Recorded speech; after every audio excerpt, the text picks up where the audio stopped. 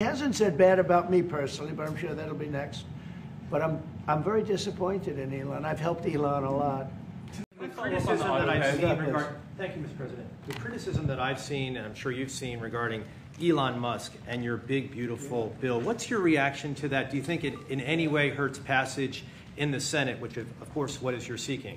Well, look, you know, I've always liked Elon, and it's always very surprised. You saw the words he had for me, the words of, and he hasn't said anything about me that's bad.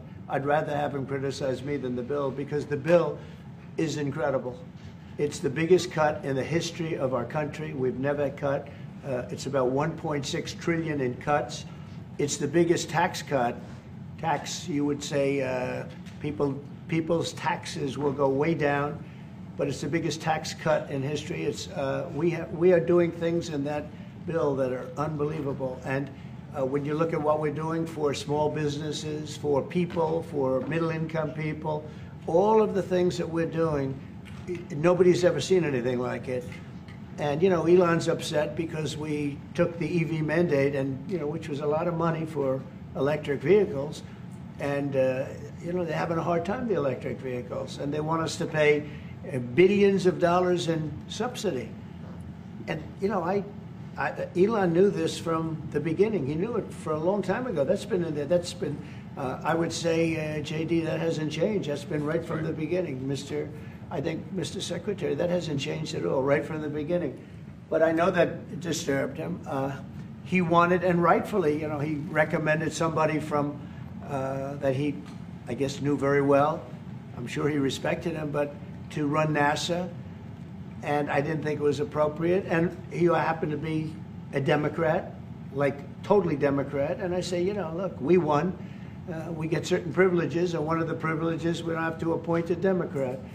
NASA is very important. We have great people. General Kane is going to be picking somebody with our, we'll be checking him out, seeing, but he wanted that person, a certain person, and we said no. And you know, I can understand why he's upset. Remember, he was here for a long time. You saw a man who was very happy when he stood behind the Oval desk, and even with the black eye, I said, "Do you want a little makeup? We'll get you a little makeup." But he said, "No, I don't think so," which is interesting and very nice. He wants to be who he is, so you could make that statement too, I guess. Look, Elon and I had a great relationship. I don't know if we're well anymore. I was surprised because you were here. Everybody in this room practically was here as we had a wonderful send-off. He said wonderful things about me. You couldn't have nicer. Said the best things. He's worn the hat. Trump was right about everything. And I am right about the great, big, beautiful bill. We call it a great, big, beautiful bill because that's what it is. And again, biggest tax cuts in history, biggest economic development moves anywhere. We've never done anything like it.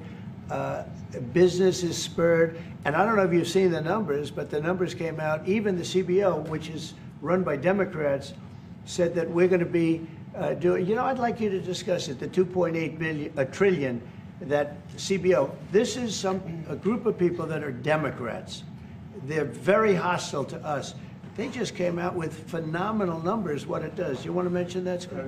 Yes, sir. So what we've seen is we keep hearing from the CBO that there's going to be a large deficit from the bill, which we disagree with, but using the CBO scoring, they came out and scored the tariff revenue. We think it'll be the minimum of $2.8 trillion over the 10-year window, which actually puts the bill in surplus if you include the tariff revenue, which they won't do. It gives you a tremendous surplus, but we're not allowed to use that. For some reason, they say scoring. Nobody knows what scoring means. Maybe a couple of people, but nobody. Somebody sits in the background. They say, well, we're not going to allow that. They're not allowing other things that we have that are tremendously profitable for our country. But if you saw the other day, CNBC, they came out with numbers, and the people on the show, very good people, I've watched them for a long time, they couldn't believe the numbers, how good they are. The numbers were incredible, and that was personal income and also very low inflation. We have very low inflation. We're down to 2% now, and maybe even lower than that. And when I took it over, it was a mess. Remember, we had the worst inflation probably in the history of our country. They say 48 years, but let's say I think it's worse than that. So we had the worst inflation in the history of our country under the Biden administration.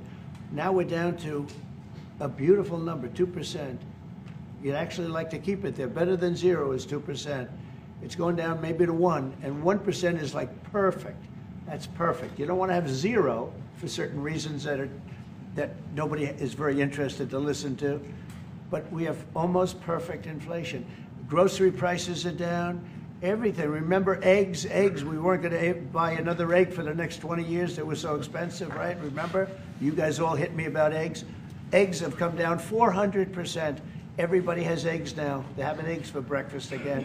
But if you look at gasoline, very important. I think always the most important because it's the energy is the biggest factor. That's what happened. He screwed up our energy policy, and everything went up because energy went up. But now energy is way down, and they have states where you're at $1.98 a gallon for gasoline. So the costs have come way down, and one of the things I ran on was that. I ran on the border. We have the best border in the history of our country, 99.99%. It was last week, 3 people came in, 2 of them for medical reasons. We let them in because one of them had a heart attack. I think it was a nice thing to do, and one of them had something else. So we've never had, I had very good numbers for 4 years, but we really topped it. And I want to thank Christie and Tom Homan. They've done a fantastic job, but nobody mentions that anymore. Remember, a few months ago, the border was a total disaster. People were coming in by the hundreds of thousands of people a day, a week, a month. I mean, we had a month, 2 million people came in 1 month. The border was being overrun, and a lot of bad people, criminals, murderers, drug dealers. We had some of the worst people in the world coming in from all over the world. It's totally closed. And you know what? People are coming into our country, but they're coming in legally. So we've done a great job. Elon knew that. Elon endorsed me very strongly. He actually went up in campaign for me. I think I would have won. Susie would say I would have won Pennsylvania easily anyway, even if the governor ran, the real governor, not the governor from Minnesota, he's a sick puppy, that guy. That poor guy, I feel sorry for him. But they made a bad choice with him. But if you pick Shapiro or anybody else, I spoke to him recently about his house being set on fire, which was terrible. But if they picked him, I would have won Pennsylvania. I won it by a lot. But I'm very disappointed because Elon knew the inner workings of this bill better than almost anybody sitting here, better than you people. He knew everything about it. He had no problem with it. All of a sudden he had a problem. And he only developed the problem when he found out that we're going to have to cut the EV mandate, because that's billions and billions of dollars. And it really is unfair. We want to have cars of all types. Electric, we want to have electric, but we want to have a gasoline, combustion. We want to have different. We want to have hybrids. We want to have all. We want to be able to sell everything. And when that was cut, and Congress wanted to cut it, he became a little bit different. And I can understand that. But he knew every aspect of this bill. He knew it better than almost anybody. And he never had a problem until right after he left. And if you saw the statements he made about me, which I'm sure you can get very easily, it's very fresh on tape, he said the most beautiful things about me. And he hasn't said bad about me personally, but I'm sure that'll be next. But I'm very disappointed in Elon. I've helped Elon a lot. Mr. President, I just want to clarify.